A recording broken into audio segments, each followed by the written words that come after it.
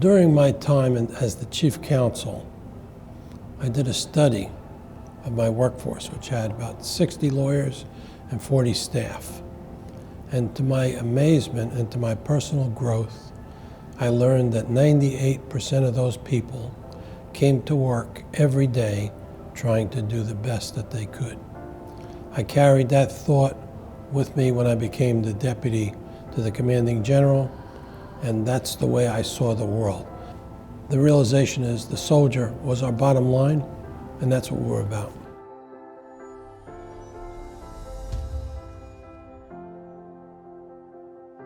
After the wall came down in Germany, there was a big cry for the peace dividend.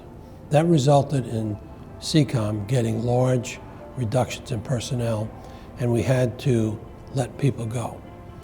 So that job fell on me as the deputy, and one of the women that worked for me in legal as a law clerk, and who was there 6 weeks before she goes out the door, she said, "Mr. Ferlise, this is important, and I'm going to do it every day till my last very minute on duty." And I was just taken with that, you know. There were a lot of people that could have been kicking the furniture and saying, "Boy, this is the thanks I get." No.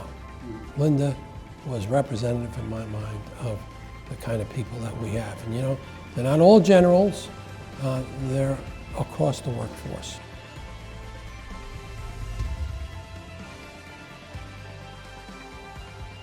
The radio's frequency would change 150 times a second, which was unbelievable.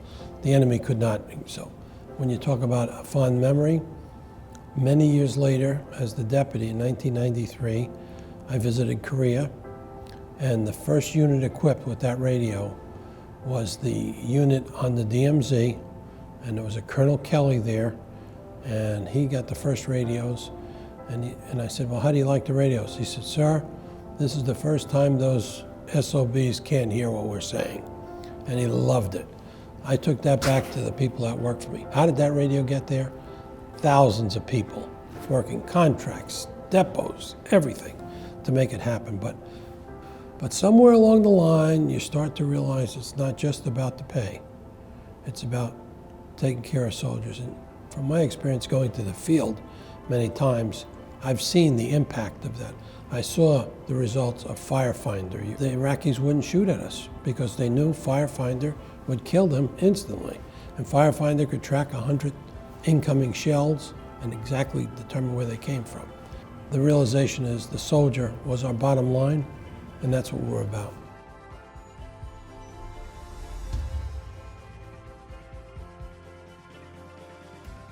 One of the things I would have changed was I was, let me say, a very forceful person. If you didn't do what I told you to do, there was going to be trouble.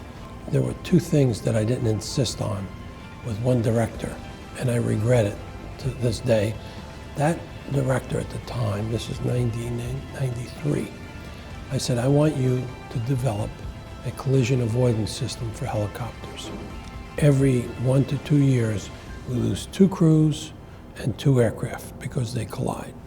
And I let him get off of that hook. The second thing I told him to do is to figure out how to equip UAVs, which were just starting to become popular, with a Javelin missile. "Oh no, we can't do that, we're doing groundwork." Well, AMCOM did it, but it was a Hellfire missile. And you hear about these drones taking out things. I'm talking 1993. We could have been out in front on that.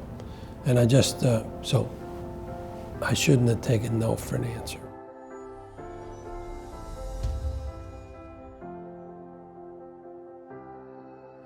"9/11, we were about 30 miles from ground zero. The CG had the presence of mind to call us all together and say, what can we do? We had a program that could track cell phones in 2001. We wanted to get that equipment up to the ground zero and see where the cell phones are. And they did, and we found 250 cell phones in that pile. And then other engineers developed a device, a small infrared camera that our engineers figured out how to stick into that pile to see it would see if you're alive. It would see the heat from your body. But, you know, those are the people I worked with. You know, and some of them were generals, some of them were clerks. But they were focused on taking care of warfighters. And I'm saying, boy, am I proud of my people.